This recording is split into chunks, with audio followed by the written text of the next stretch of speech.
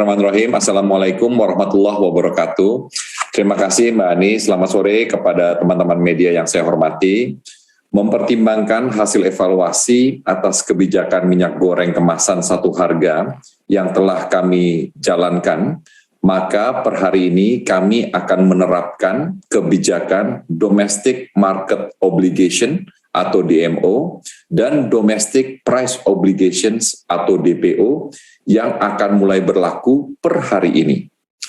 Mekanisme kebijakan Domestic Market Obligation atau kewajiban pasokan ke dalam negeri berlaku wajib untuk seluruh produsen minyak goreng yang akan melakukan ekspor. 2 tahun yang lalu, pemerintah Indonesia melalui Menteri Perdagangan mengadakan konferensi pers penting yang diselenggarakan secara virtual. Acara ini diadakan untuk mengumumkan kebijakan baru terkait pengelolaan minyak goreng dalam negeri, yang saat itu menjadi isu nasional karena harga yang fluktuatif dan ketidakstabilan pasokan. Konferensi pers ini menyoroti pengenalan 2 kebijakan utama, yaitu Domestic Market Obligation atau DMO dan Domestic Price Obligation atau DPO.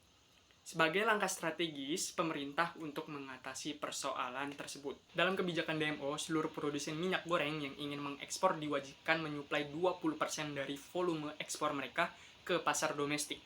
Ini dilakukan untuk memastikan kebutuhan minyak goreng dalam negeri dapat terpenuhi. Sementara itu, melalui kebijakan DPO, pemerintah menetapkan harga pokok untuk bahan baku minyak goreng, yaitu crude palm oil atau CPO seharga Rp9.300 per kilogram dan minyak goreng kemasan seharga Rp10.300 per kilogram. Harga-harga ini sudah mencakup pajak pertambahan nilai atau PPN, sehingga produsen dan distributor diharapkan dapat mematuhi standar harga tersebut tanpa membebani konsumen. Menteri Perdagangan juga menjelaskan proyeksi kebutuhan minyak goreng nasional untuk tahun 2022 yaitu sebesar 5,7 juta kiloliter. Dari jumlah tersebut, kebutuhan rumah tangga mencapai 3,9 juta kiloliter, terdiri dari 1,2 juta kiloliter minyak goreng kemasan premium, 231.000 kiloliter minyak goreng kemasan sederhana, dan 2,4 juta kiloliter minyak goreng curah. Sementara itu, kebutuhan untuk industri diperkirakan mencapai 1,8 juta kiloliter.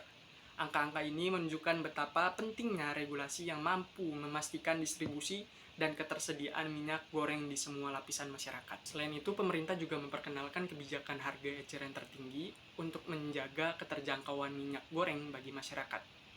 Harga yang ditetapkan adalah Rp11.500 per liter untuk minyak goreng curah, Rp13.500 per liter untuk minyak goreng kemasan sederhana, Rp14.000 per liter untuk minyak goreng kemasan premium.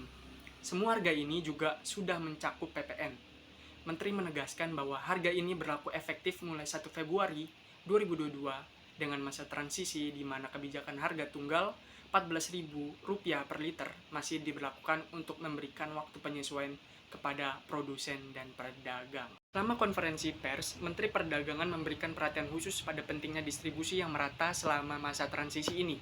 Produsen diminta untuk mempercepat penyaluran minyak goreng agar stok tetap tersedia di pasar, sementara masyarakat dihimbau untuk tidak melakukan panic buying yang dapat mengganggu kestabilan pasokan.